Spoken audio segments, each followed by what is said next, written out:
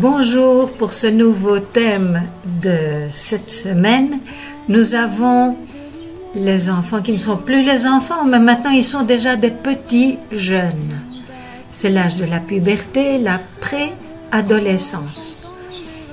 Nous avons là les Kizito et Anuarit, les K, les Xaveri, les scouts, les guides, le COP monde, les copains du monde, ceux du Kiro, et il y en a encore bien d'autres. Nous voici les encadreurs, nous sommes proches de vos enfants. Suivons-les. On commence à s'étonner. Ces enfants grandissent.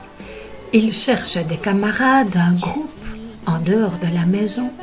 Ils sont curieux vers le monde qui les entoure. Ils aiment rêver vers des horizons énigmatiques. Ils tâtonnent, ils recherchent des modèles. Encadreurs, donnons-leur la main aussi sur la route de la foi. Voilà nos jeunes, nos petits jeunes, ils sont à l'âge charnière. D'un côté, ils sortent de l'enfance et d'un autre côté, ils entrent vers le monde attrayant, énigmatique, tout en s'y découvrant impliqués. Que ces enfants soient des filles ou garçons, il se passe en eux des transformations physiologiques presque inaperçues d'abord. Et petit à petit, l'enfant, on voit qu'il se développe. La fille très curieuse ressent les changements physiologiques. Elle commence à avoir les règles, les seins. Elle doit prendre soin de son corps. Et le garçon, lui aussi grandit, mais parfois plus doucement, plus lentement que les filles. La croissance de l'appareil génital, la mue de la voix apparaissent. Tant chez l'un que chez l'autre, chez la fille ou le garçon, chez certains ça peut apparaître plus tôt et chez d'autres plus tard. Ces tout jeunes vont se trouver tantôt à se sentir à être encore l'enfant et tantôt à être un jeune comme ses aînés. Durant cette étape de puberté, ces préadolescents se sentent bizarrement, curieusement dans leur peau, ce qui se manifeste dans des états ou des sauts d'humeur. Nous verrons des réactions diverses. Tantôt, ce sera l'affirmation de soi, moi. On retrouve comme le petit enfant de 3 ans, moi. Tantôt de honte, tantôt de paresse, tantôt d'excitation, tantôt de sympa. Naïf, original, mais aussi parfois exemplaire. Voici d'autres aspects de la vie de nos jeunes. C'est comme cela ou tout à fait le contraire. Avec les parents, ces jeunes peuvent avoir une certaine entente, ils sont de connivence, mais dans d'autres cas, c'est catastrophique. Ces jeunes aiment faire de petites escapades de la maison chez leurs camarades et qu'on ne se mêle pas de leurs affaires. Ils le font en cachette. Et en classe, il y a de ces jeunes qui aiment aller étudier. Ils étudient avec beaucoup d'efforts. Mais d'autres, sinon, pas du tout. On fugue, on traîne. ...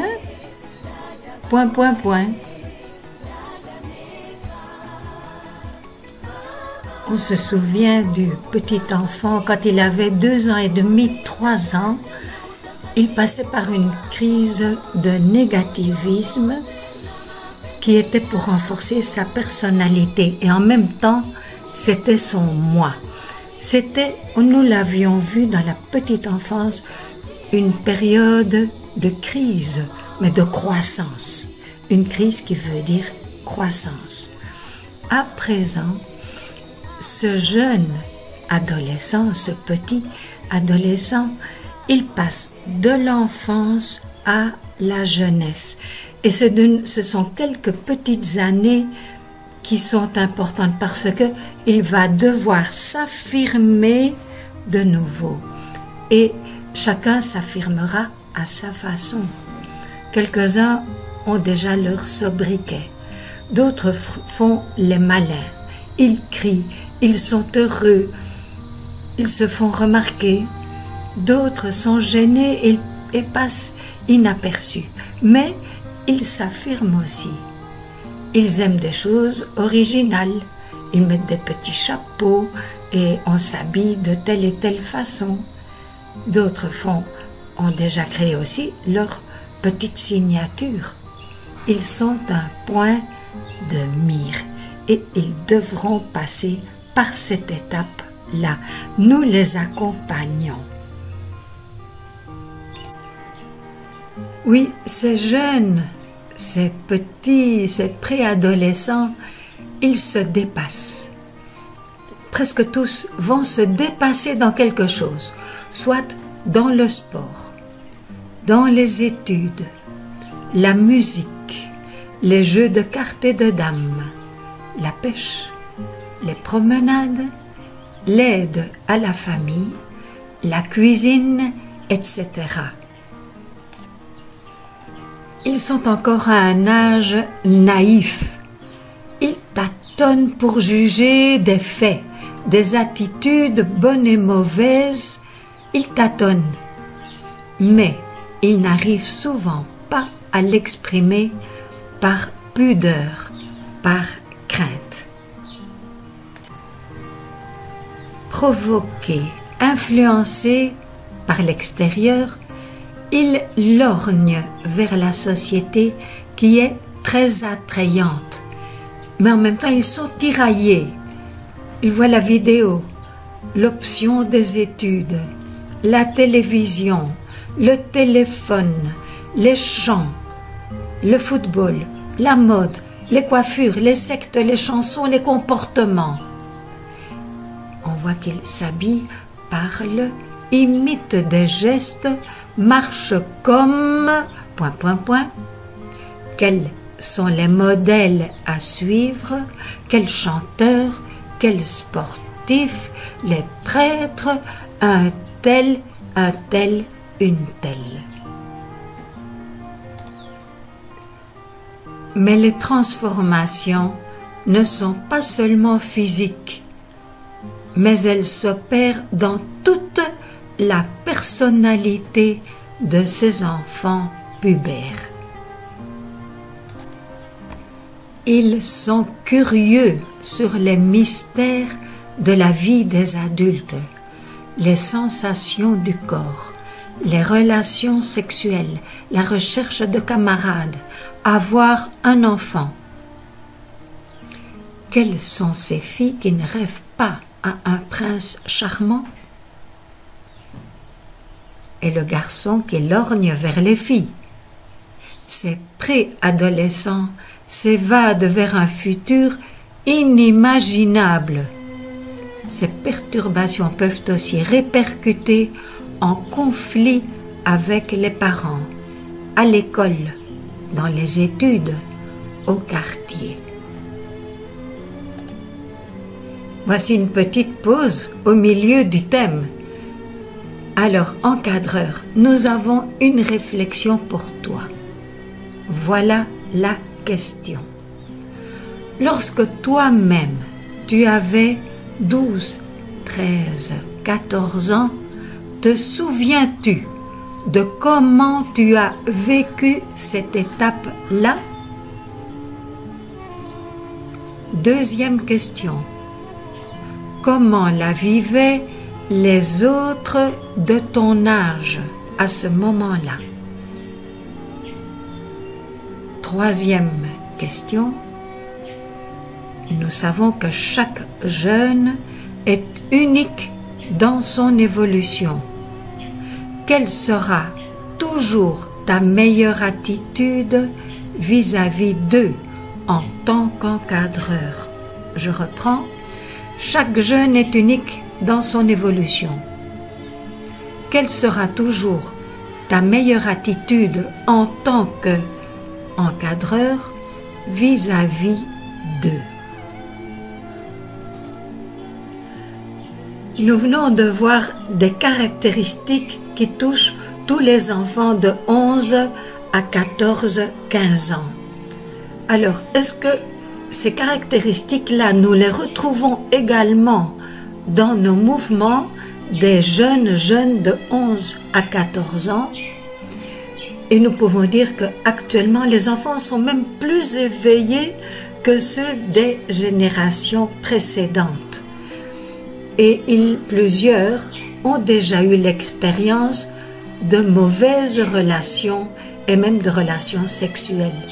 C'est un chambardement pour ces enfants-là. C'était des garçons ou même des filles. Parfois on excitait les garçons et les filles, on les a entraînés. Leur corps n'était pas mûr parce que trop jeunes. Certaines filles en seront blessées pour toute leur vie et d'autres y prendront goût et elles continueront d'une façon désordonnée. Alors, pourquoi? Comment est-ce que ça arrive tout cela? Il y a des enfants qui ont des difficultés à la maison, la pauvreté, le manque de moyens, et voilà, parfois pour avoir un habit, un savon, pour avoir les points à l'école, pour corrompre, et c'est la naïveté. Il y a ces mauvaises amitiés où des amis, il y a des aînés aussi là et qui les ont entraînés. Souvent, ça ne vient pas d'un grand, mais on est entraîné aussi par des camarades de ceux qui ont parfois le même âge. Et actuellement, c'est ça qui bouleverse les enfants, c'est la curiosité de voir tous ces clips vidéo pornographiques qui arrivent dans leurs mains d'une façon si facile. On regarde, c'est la curiosité. La curiosité est justement à cet âge-là, mais elle est mal accompagnée. Voilà. Et oui, il y a des filles qui ont perdu la tête et on leur a fait perdre la tête aussi. On les a trompées. Et il y a aussi des cas où on les a violées. On n'a pas su respecter leur propre corps plus leur propre vie intime. Malgré ces bouleversements qui arrivent dans la tête et dans la vie de ces enfants qui passent par la puberté, nous pouvons nous poser une question, mais nos mouvements d'enfants et de jeunes, ceux des scouts, des Kizito, des Anuarites, tous ceux-là, c'est important. Ils aiment, ces enfants aiment et tiennent à leur mouvement qui est un vrai lieu de référence. C'est important. On aime le groupe. Au dehors, on est tiraillé, mais on aime le groupe. Qu'est-ce qu'on aime? L'esprit, le cadre initiatique, les colonies de vacances. On aime quand l'aumônier vient. On aime les fêtes, les encadreurs, un tel, une telle. On aime l'équipe, la patrouille, le libota. On aime les leçons, les enseignements, tous les jeux, les activités. Et puis n'en parlons pas, les chants et la danse. On aime son mouvement. Et oui, ces petits jeunes aiment la vie du groupe. Ils aiment se retrouver dans ce grand groupe. Quand il y a aussi une animation, des jeux, une grande fête, un grand rassemblement. Donc, ils aiment cheminer ensemble, mais n'oublions pas, ils aiment cheminer ensemble parce qu'il y a un même esprit comme dans le scoutisme. Les cas aussi ont leur esprit. Les Xavéry, les Cope-Monde, les Kiro, tous ont leur propre sens, les mêmes joies autour d'un esprit qui les accompagne. Et puis, au sein de ce grand groupe, on observera parfois que les filles se retrouvent entre elles, elles s'expriment plus librement. Et les garçons se montrent sûrs d'eux et ne comprennent pas les filles, mais ils se retrouvent pour d'autres activités.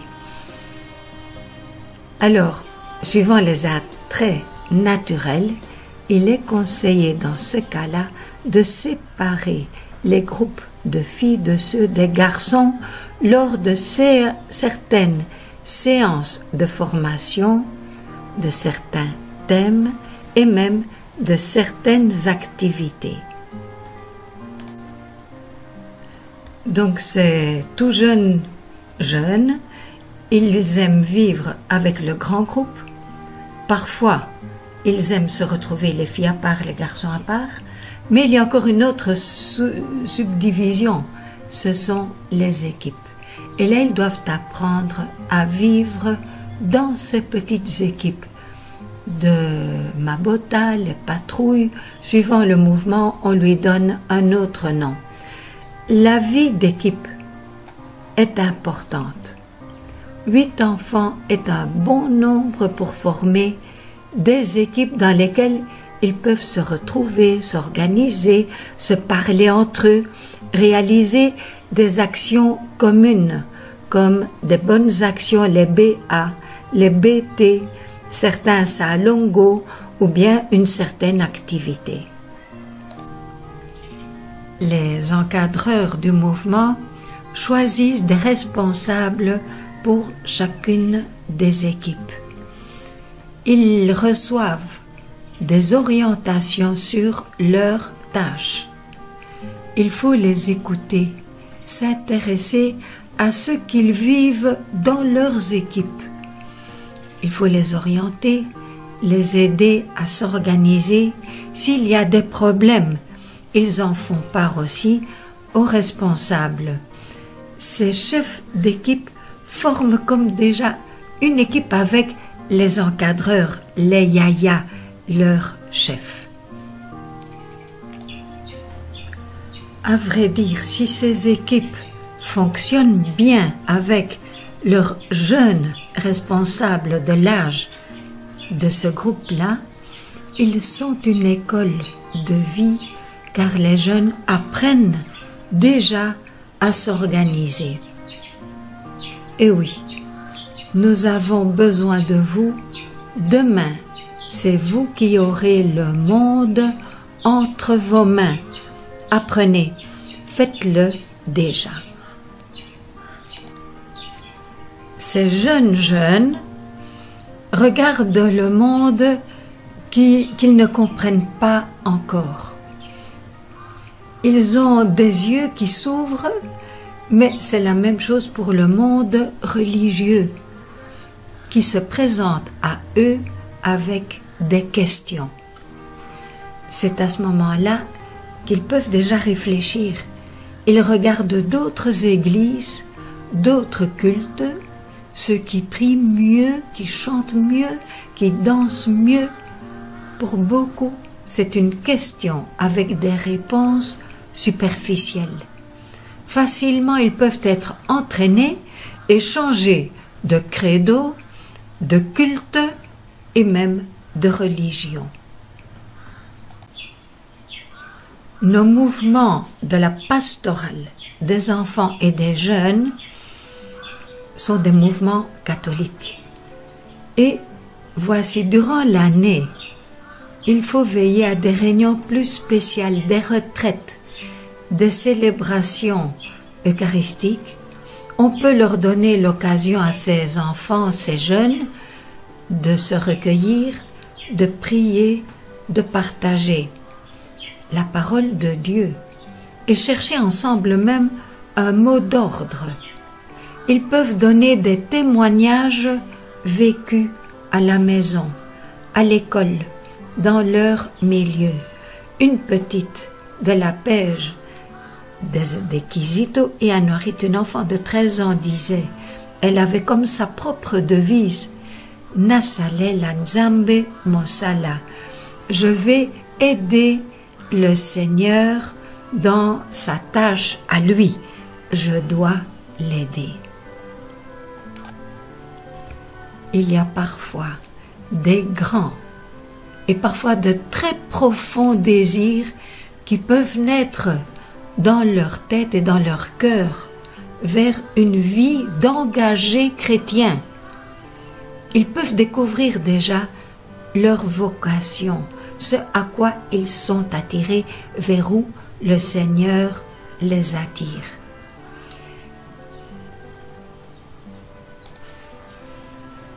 Des horizons s'ouvrent dans leur vie. C'est le moment de leur présenter la vie des témoins de la foi, des saints, car les jeunes sont capables de les suivre.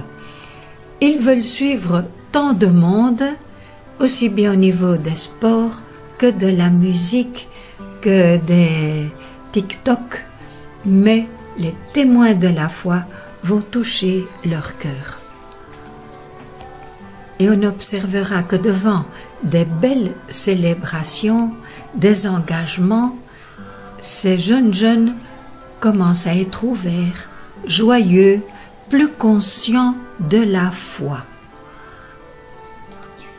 Ce qui est important, c'est que les aumôniers et les encadreurs, encadreuses sont aussi les témoins de la foi.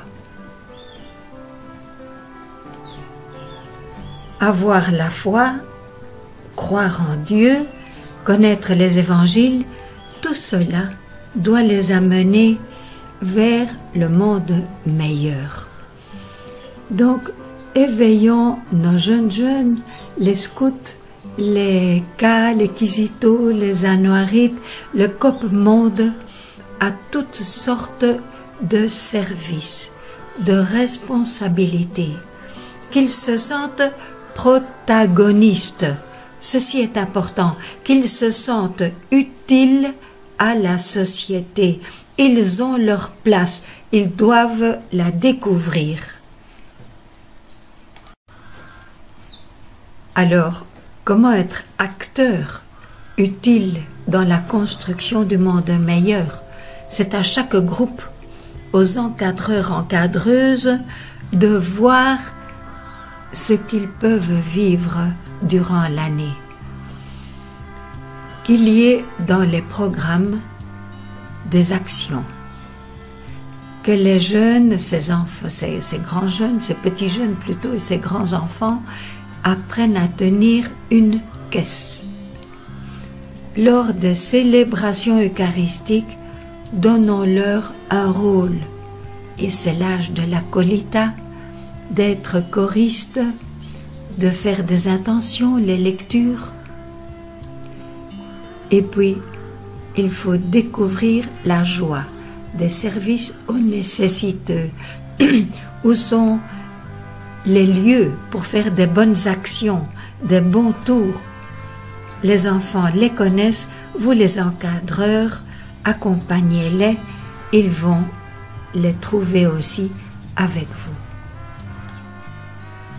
Pour arriver à cette construction du monde meilleur, il faut une formation qui use de techniques, de dynamiques et de programmes bien élaborés et non laissés au hasard.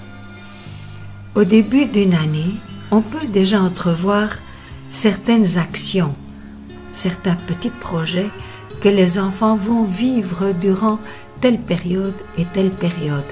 Parfois, ces activités sont données dans les programmes, mais il y a d'autres groupes qui n'ont pas de programme. Et c'est là que c'est bon de les prévoir. Car quand on pense à des vraies petites actions, des jeux, des activités, des thèmes de formation, cela amènera les jeunes à la joie, à leur épanouissement, et non à trop de temps de récréation qui sont les danses, l'animation, que cela, il en faut, c'est l'âge où on aime danser. Mais intercalons, mettons aussi des thèmes et des activités constructives. Et maintenant, c'est le thème du petit téléphone. Le téléphone, même à cet âge-là, même avant, il y a des enfants qui ont déjà l'Android, qui ont déjà leur téléphone avec le Facebook et ils peuvent chercher toutes sortes de pages. C'est une des questions que vous aurez sûrement. Alors, dans ce cas-là, que faire? C'est une petite question. Le téléphone est bon, mais parfois, ... Une petite réflexion.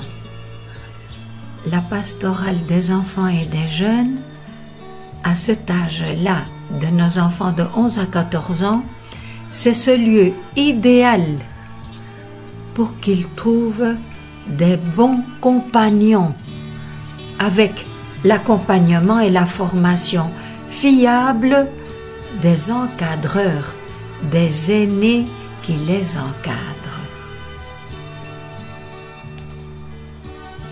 Voyons alors quelques activités que les enfants et jeunes aiment et qui forment en même temps le caractère.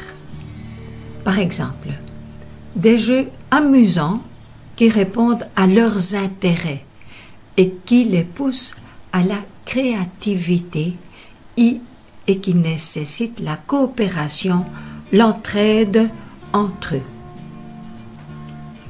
Par exemple, on peut faire un petit jardin ensemble. On peut organiser une petite fête. Donc, il y a beaucoup de jeux aussi. Vous les aurez dans vos mouvements. Ceux-là, je pense que vous les connaîtrez. Il y a des loisirs comme les sports, les bricolages, la couture, des chants.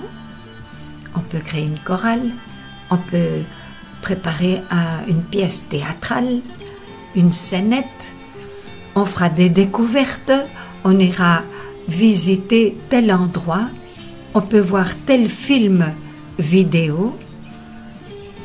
Alors, il faut prévoir aussi des espaces, des lieux pour la créativité, l'expression libre et spontanée, pour donner le temps aux enfants. L'expression libre, laissons-les s'exprimer. Tout ça, ça forme aussi les enfants. Et puis, il y a des travaux, des salongos. Les salongos, c'est l'aide, un travail gratuit. On peut réaliser un champ, on peut aller à la pêche, ceux qui habitent à l'intérieur, évidemment. Il y a des activités de nettoyage, parfois dans un quartier. Les eaux sont en train d'inonder telle partie. Il y a tellement, soyez créatifs.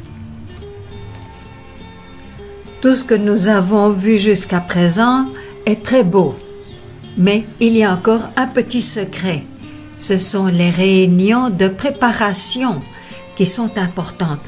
Avant une réunion, avant un nouveau thème, avant un trimestre, avant une fête, avant des colonies de vacances, les réunions de préparation sont importantes.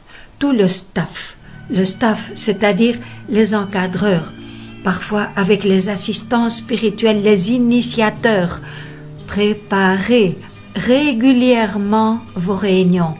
voyez ce qui va, ce qui a été bon, ce qui n'a pas été, voyez les problèmes et prévoyez non pas la réunion propre qui est le lendemain parce qu'il peut pleuvoir, voyez surtout les initiateurs, voyez à l'avance, voyez l'horizon du cheminement de votre mouvement ou de votre groupe.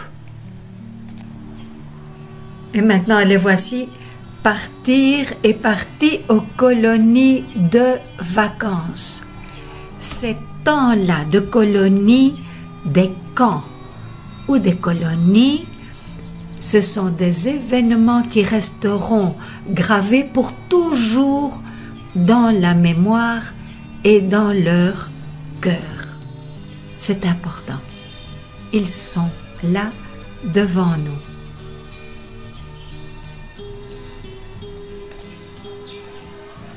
Comment accompagner? C'est une question à présent qui continue le thème des enfants de 11 à 14 ans et nous allons voir comment les accompagner, ces préadolescents, ces enfants pubères.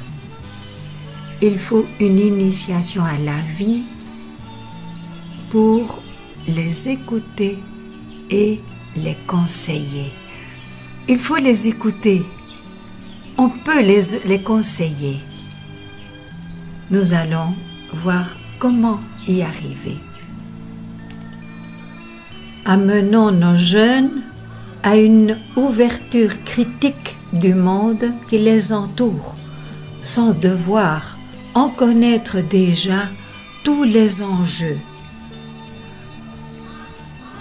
Aussi, il faut un cadre où les jeunes peuvent parler en toute confiance avec leurs responsables, avec leurs encadreurs, dans un cadre joyeux, serein et vrai, de confiance. Alors, occasionnellement, et dans un climat de confiance, voici quelques thèmes de formation. Par exemple, l'hygiène du corps. Pour les filles, à part, les garçons, c'est autrement. On peut séparer les groupes là. Comprendre les changements physiologiques et savoir dominer son corps. Quelles sont les bonnes et mauvaises amitiés? Comment se comporter, se tenir? Quels sont les enjeux d'une mauvaise relation, d'une mauvaise amitié? Cela nécessite une attention respectueuse de la part de tous les encadreurs et encadreuses, car des dangers de déroute peuvent toujours surgir. Soyez respectueux. Les encadreurs, le danger est là. Les petites sont ouvertes. Elles peuvent se donner. Soyez sereins face aux jeunes filles, à ces petites jeunes filles qui rêvent et qui peuvent tomber innocemment. Les encadreurs ont un rôle, votre attitude trop importante. Voici encore d'autres attitudes de la part des encadreurs et encadreuses. Les enfants aiment qu'on s'intéresse à eux, qu'on sache qu'ils sont là, tout en respectant leur petit terrain d'indépendance, leur lieu de rencontre. Les préadolescents, lorsqu'ils se sentent appuyés, que le milieu leur manifeste confiance et affection, ils marchent. Ils sont dans le coup et ils peuvent se lancer très loin. Soyons sérieux face aux enfants. On peut les conduire, on peut les entraîner vers des beaux horizons. ils seront capables de beaux gestes de générosité et de courage. Il faut des encouragements, mais en même temps des exigences, même qu'il y ait des tabous, ce qui n'est pas permis. Dans le fond, c'est ce qu'ils veulent. Les enfants aiment qu'on leur dise non, car ils seront très contents de se dépasser, d'atteindre un but, et ce sera une énorme joie. La même chose qu'une patrouille arrive à faire telle expérience, telle activité, ce sont des joies qui ne se calculent pas. Allons-y, des jeux, cherchons des jeux où il y a des règles. Les suivre, c'est la plus grande formation. Ne pas tricher. Voilà, la confiance est là, en avant. Sinon, les encadreurs et encadreuses, ces pré-adolescents, ces enfants pubères peuvent tomber dans un mauvais sens. Ils peuvent se révolter ou se décourager contre toute obligation qui leur est incompréhensible. Ils n'ont pas pris connaissance, ils n'ont pas compris. Et devant toute injustice contraire à leur volonté, quand on les trompe, quand on ne veut pas les écouter, ce sont toutes des injustices. On a tranché, écoutez-les, même encore après.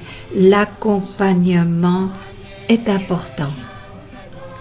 Maintenant, il y a aussi, ils peuvent tomber dans la paresse, l'obstination, les fugues, et même dans certains cas, rejoindre d'autres groupes de quartier, de la rue, une autre église, et se décourager. Il y a des enfants qui en restent marqués toute la vie. Ils ont été mis en punition alors qu'ils étaient malades. Écoutez-les, suivez-les chez eux à la maison. Et avec d'autres responsables, nous l'avons vu au début de la session dans l'introduction, nous ne sommes pas seuls.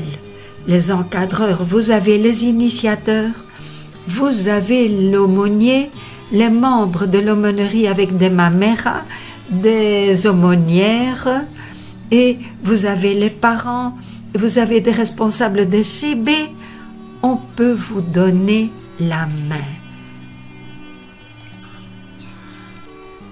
N'oublions pas, ces jeunes enfants jeunes, ils mettent leur confiance en vous.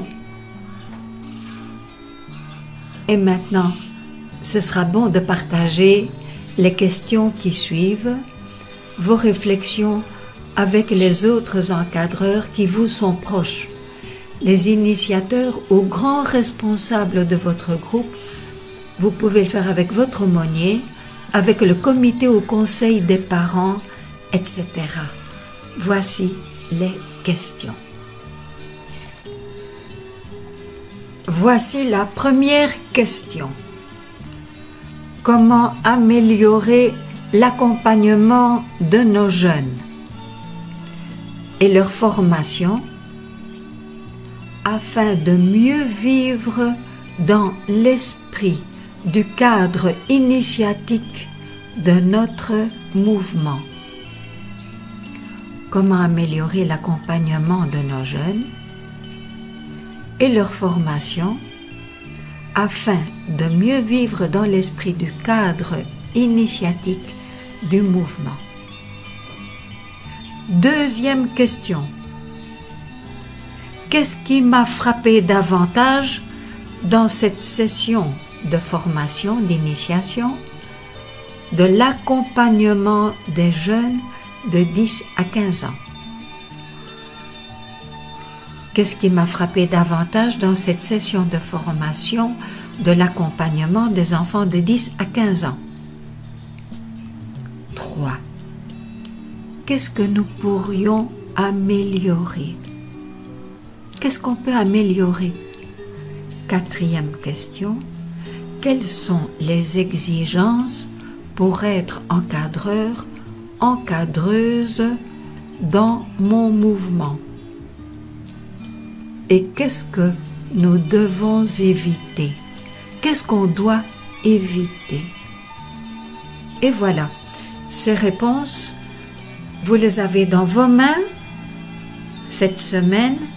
Vous pouvez les partager avec d'autres et vous pouvez les partager vous-même par vos réflexions. Nous les partageons dans notre amphithéâtre de notre session de formation. À bientôt à tous.